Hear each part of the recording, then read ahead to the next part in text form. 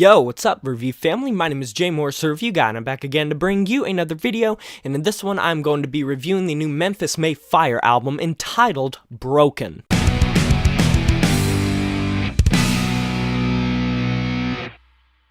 So, Memphis May Fire, the Dallas, Texas metalcore band formed in 2006, they released their first album, Sleepwalking, on Trustkill Records, and then ended up getting signed to Rise, which is where they have published their music ever since, fairly prolifically, fairly consistently. Their fourth studio-length album, Unconditional, was a huge major success and broke them somewhat into the more mainstream metalcore bands, debuting at number 4 on the Billboard 200, and this brings us to their sixth studio-length album, Broken. Now, I will be honest, I have never been the biggest advocate or the biggest fan, I should say, of Rise Records. I'm not usually waiting with bated breath for a band to blow my mind because they're just so experimental or so amazing, but that's not really the appeal that Rise Records have. A lot of their bands kind of ride the fringes, a lot of their bands kind of stay on the outskirts of vying for power for one genre, more so taking a lot of influences, and that is the full-on case with Memphis May Fire with their first few EPs as well as their first album that got released to Trustkill, Sleepwalking, having more of a post-hardcore sound, having more of a southern rock sound, and kind of slowly developing into this metalcore amalgamation that encompassed a lot of different genres that kind of came together to make their core sound, including a rock sound. And while rock has always been a prevalent influence on Memphis May Fire's sound, I feel like on this album it is more prevalent and more prominent than it really ever has been before, because there is a super clean production to this. It feels very glamorized, it feels very pushed up, it feels expensive, it feels like an expensive album. The production is there, it sounds almost like a Godsmack album, it kind of sounds like a Shinedown album, it kind of sounds like a Skillet album, and to be honest, it can sometimes come off as overwrought, overblown, and glitzy, and kind of overly dramatic as those albums, and that's where a lot of my problems appear with this album. I always knew that Memphis May Fire had such a rock influence that kind of came into their sound to create more of a bit of depth and intricacy to their music, but at the same time, I wasn't really expecting this album to go into such a direction that it really sounds more like rock and borderline post-hardcore, and pretty much leaving behind any metalcore semblance that the band has ever had. See, Unconditional and This Light I Hold, their 2014 and 2016 albums, were already on the building blocks of being post-hardcore influence instead of a lot of the kind of balls to the wall metalcore, but at the same time, while Memphis May Fire has always rode the fringes, always been on the fence and not wanted to kind of call themselves only one genre, I think that on this album they really are going for more of a kind of commercialized, at times cookie cutter sound. But hold your horses, I'm not necessarily saying this album's a bad album, because like I said, I compared it to Skillet, I compared it to Shinedown, I compared it to Godsmack, but at the same time, this album is better than all three of those bands' recent albums, and that's a good thing, even if it's not that hard to do. I mean, I gotta say right off the bat with The Old Me, this track's like 3 minutes and a little bit of change, and it really started me off on a bit of a bad foot. It's super overblown, it's super overly dramatic. The lyricism is about as generic early 2000s to mid 2000s metalcore as you get. It feels like it can be ripped straight out of an As I Lay Dying or a Bullet for My Valentine or a Killswitch Engage song.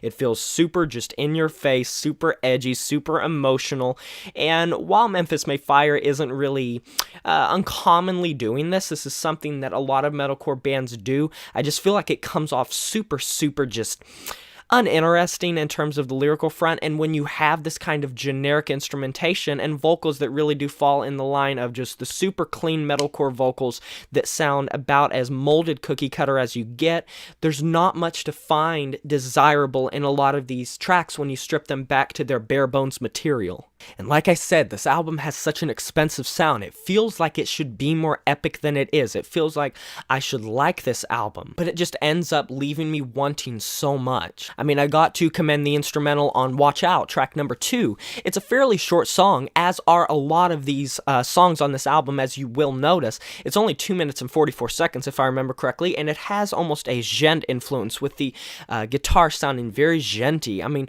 if you've listened to many djent bands, if you've listened to like a Periphery, A Born of Osiris, An Era, Invent Animate, Vishalta. If you've listened to any of those bands, you will understand what I mean when I say that this guitar is super djent influenced, and I don't know if that was an influence going into it, but I noticed that it pops up a couple times on this album, where not necessarily the drums will sound like it, but the guitar will have a very strange kind of djenty, just like staccato type of djent sound that really calls back to some of those classic bands, and it's just something I thought I would point out. Watch Out isn't that good of a track, I just do enjoy the instrumentation. And while it is generic, while this album isn't going to blow your socks off, if you are a metalcore fan, I feel like you're probably going to like this album either way. But don't go into it expecting a metalcore that is more like a As I Lay Dying. Expect more of a metalcore that is similar to maybe a Pierce the Veil, a Falling in Reverse, a Sleeping with Sirens, maybe a Howard Jones sung Kill Switch Engage. It's more similar to that. There is very little metal vocal influence on this album, and even when it does pop up, it doesn't sound like metalcore vocals. It more so sounds just like hard rock vocals, that kind of distorted growl, similar to maybe hard rock bands such as Breaking Benjamin, such as 3 Days Grace, bands like that. I mean, you don't get much more generic than a radio effect, and on track number 4, Who I Am, which is one of the most generic lyrical songs on the entire album, you get a radio effect and this telephone effect, and it really makes me feel like Memphis May Fire was going for a hard rock album. It kind of reminds me of what Asking Alexandria did with their self-titled album, comparatively speaking to some of their earlier albums. I felt like I should just point that out. I have to say, though, that this album isn't without some moments that I was, like, pretty into it. Track number 5, Heavy Is the Weight, is a fantastic track. It is really, like, it has a lot of emotional resonance when it comes to the lyrics. I do enjoy the lyrics a lot, and it's just 3 minutes and some change. A lot of these songs come off as very short. This one isn't an exception, and I do enjoy this track a lot. I was into it. I was into the lyrics. I was interested in the storytelling, and the vocals come off very well. Matty Mullins does do a good job on this album of the clean vocals. His harsher vocals don't pop up much. When they do, they sound good. It's hard for me to really tell because they pop up so rarely on this album compared to the singing.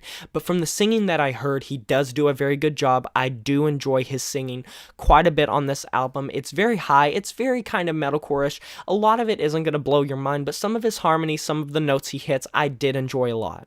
And on the same subject as Heavy Is the Weight, I do enjoy track number 9, You and Me. It's 4 minutes and 15 seconds, quite a bit longer than a lot of the other songs on this album, and it is very emotional, very sensual, very kind of close piano rock instrumental, and I do like how the ballads on this album will kind of go from that softer side to the harder side, kind of hard rock. It's very little of the instrumentation to me personally sounds like metalcore.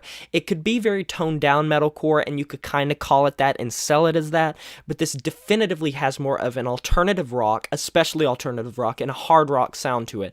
But these two tracks do stand out, and there are other instrumental licks, some harmonies, some strange little things they do with the instrumentation that I do enjoy, like on Watch Out, track number 2, which had the djent influence, and it overall, there are some pick and choosing moments that are nice.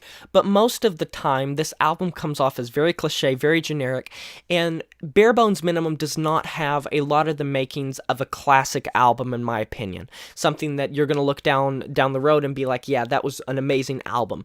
And in Memphis May Fire's discography, I do believe that they just simply have better albums than this.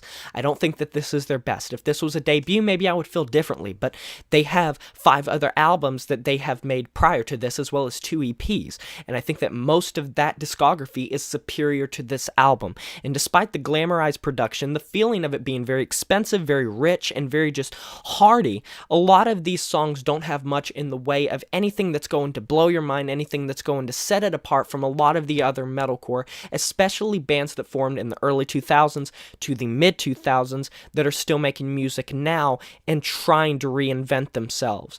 I don't think this is Memphis May Fire's best album, but it's still a slightly above average album for those instrumentals and for some of the lyrical things and some of the tracks, but a lot of the lyrics come come off as overblown and overdramatic too, and I'm sorry, but I just don't like over-the-top lyrics.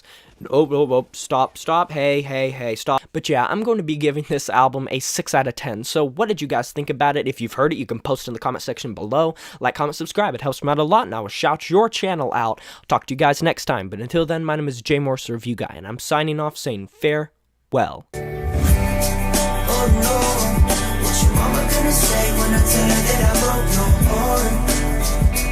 It's just things not the way that they used to be.